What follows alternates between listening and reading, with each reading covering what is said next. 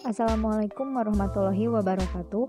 Perkenalkan, nama saya Amelia Solehati dari kelas 4A Manajemen. Di sini saya akan menjelaskan sekilas tentang konsep desain produk.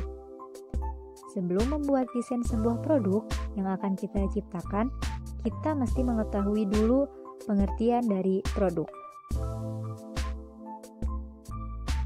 Menurut Kotler dan Armstrong tahun 1996, produk adalah segala sesuatu yang ditawarkan ke pasar untuk mendapatkan perhatian, dibeli atau dipergunakan dan dapat memuaskan kebutuhan serta keinginan konsumen.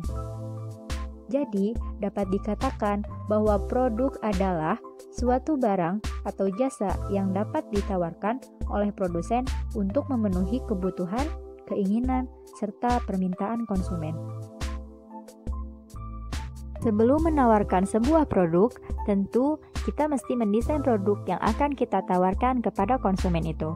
Lalu, apakah yang dimaksud dengan desain produk itu?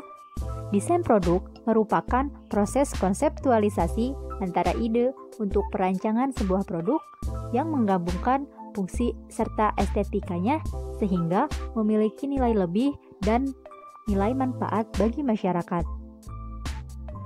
Di dalam sebuah produk juga terdapat komponen yang dipandang penting oleh para konsumen, sehingga mereka dapat menjadikan komponen-komponen tersebut sebagai dasar dalam pengambilan keputusan. Hal ini disebut dengan atribut produk.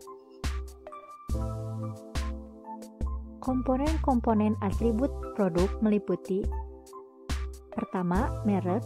Merek adalah nama, istilah, simbol, atau lambang warna sebagai identitas dari produk. Yang kedua, kemasan.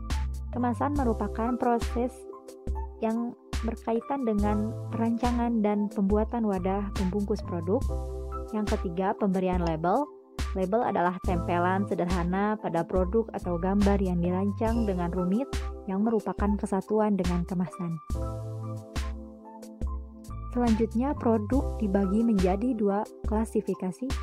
Yang pertama, produk konsumen atau consumer product, yaitu produk yang dibeli oleh konsumen akhir untuk dikonsumsi pribadi. Yang kedua, produk shopping atau shopping product, yaitu produk konsumen yang lebih jarang dibeli sehingga konsumen membandingkan terlebih dahulu mengenai kesesuaian mutu, harga, dan gaya suatu produk. Contohnya seperti produk elektronik dan sebagainya. Produk konsumen terbagi lagi menjadi 3 bagian. Yang pertama, produk kebutuhan pokok. Adalah produk yang rutin dibeli tanpa banyak pertimbangan. Contohnya seperti beras, minyak, gula, dan sebagainya. Yang kedua, produk impuls. Produk impuls adalah barang atau produk yang dibeli tanpa adanya perencanaan dan pertimbangan. Contohnya seperti cemilan dan makanan ringan yang ada di antrian kasir.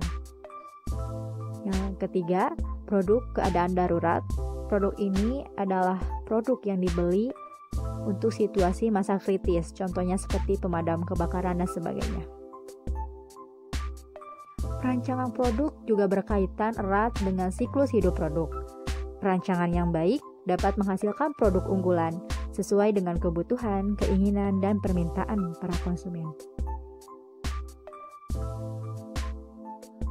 Siklus hidup produk. Yang pertama, pembentukan produk. Sebuah produk mulai direncanakan, mulai dari sebuah ide, kemudian mulai dibuat dan diciptakan dalam bentuk nyata. Tahap kedua adalah perkenalan produk, dengan cara memulai melakukan pemasaran ke target pasar yang dituju. Tahap yang ketiga, pertumbuhan produk. Dalam tahap ini, terjadi peningkatan penjualan. Umumnya dalam tahap ini terdapat kompetitor yang mulai memasuki pasar. Tahap selanjutnya adalah pematangan produk. Produk yang berhasil sukses diterima oleh pasaran akan bertahan dalam fase ini. Namun, seorang manajer produk harus selalu melakukan inovasi untuk mempertahankan penjualan dan eksistensi produk itu. Yang terakhir adalah penurunan produk. Dalam tahap ini terjadi penurunan angka penjualan. Hal ini dapat disebabkan oleh produk yang kalah bersaing dengan kompetitor. Selanjutnya adalah strategi pengenalan produk baru. Yang pertama, menarik pasar. Dalam hal ini, produk baru ditentukan oleh pasar sesuai dengan keberadaan teknologi dan proses operasi, karena kebutuhan pelanggan merupakan dasar utama untuk pengenalan produk baru. Yang kedua, mendorong teknologi. Pendekatan ini menyarankan menjual apa yang Anda buat. Produk baru diperoleh dari teknologi produksi. Ini merupakan pekerjaan pemasaran untuk menciptakan pasar dan menjual produk yang dibuat. Yang terakhir adalah antar fungsional. Dalam pandangan ini, pengenalan produk baru bersifat antar fungsional dan membutuhkan kerjasama di antara pemasaran operasi, teknik, dan fungsi lainnya.